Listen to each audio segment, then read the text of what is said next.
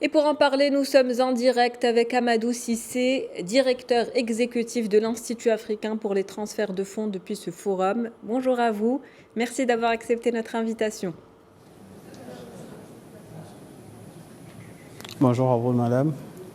Alors, vous participez à ce forum destiné à réduire les coûts des transferts de fonds de la diaspora africaine. Quelles en sont les premières conclusions et comment peut-on expliquer le constat selon lequel le coût de ces transferts est très élevé ?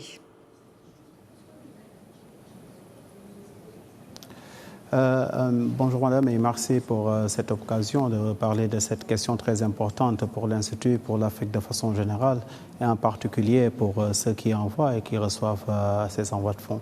Le constat il est très clair, c'est qu'aujourd'hui les transferts de fonds vers l'Afrique sont parmi les types de transferts les plus élevés au monde.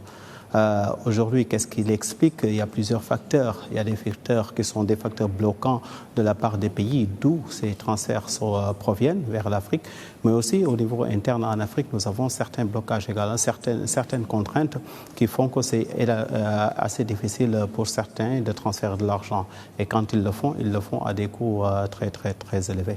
Alors aujourd'hui, cette rencontre de Rabat a permis encore une fois de revisiter les raisons pour lesquelles ces coûts sont élevés. C'est lié à la réglementation d'une part, mais aussi c'est lié aux acteurs en soi qui sont sur le marché, qui bénéficient parfois de monopoles ou qui sont uniques sur le marché.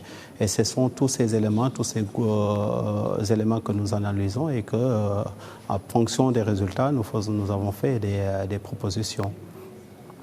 Alors Amadou Cissé, quels sont les leviers les plus urgents à enclencher pour réduire ces coûts de transfert? Robert Dieussé évoquait les commissions prises par les institutions financières sur chaque transfert fait par les membres de cette diaspora africaine. Est-ce là une priorité selon vous?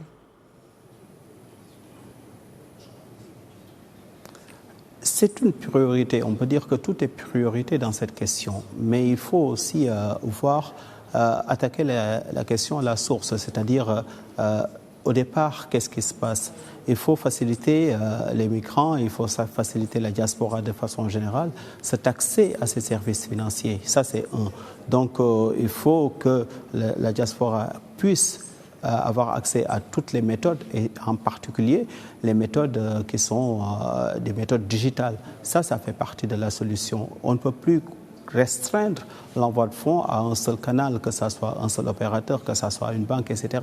Mais il faut offrir toute une panoplie de produits, toute une panoplie de possibilités pour que ces envois de fonds, pour que ceux qui envoient cet argent puissent le faire à leur convenance et à des coûts relativement maîtrisés qui ne sont pas très élevés.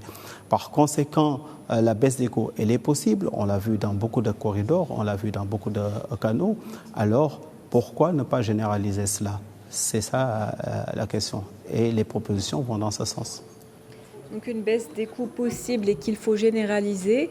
La déclaration de Rabat va faire des recommandations pour la réduction du coût de ces transferts. Quelles sont les priorités? Les priorités, c'est d'abord le dialogue. Il ne faudrait plus que ce soit un seul partenaire, un seul pays ou bien un seul groupe de pays qui impose ce qui se passe sur le marché des transferts de fonds. Donc c'est un dialogue. Il faut que l'on prenne en compte les besoins et que l'on prenne en compte les spécificités des pays africains et surtout de ceux qui envoient. La priorité, c'est de permettre à ces gens d'avoir accès à ces services. C'est primordial. De notre côté, sur le continent aussi, une des priorités, c'est de diversifier les canaux, les possibilités pour les gens de recevoir ces envois de fonds. C'est extrêmement important. Donc, une fois que cela est fait, ça doit être accompagné également des politiques qui permettront d'assurer un impact de ces envois. Ils ont déjà un impact, mais on peut avoir des impacts beaucoup plus importants en Afrique.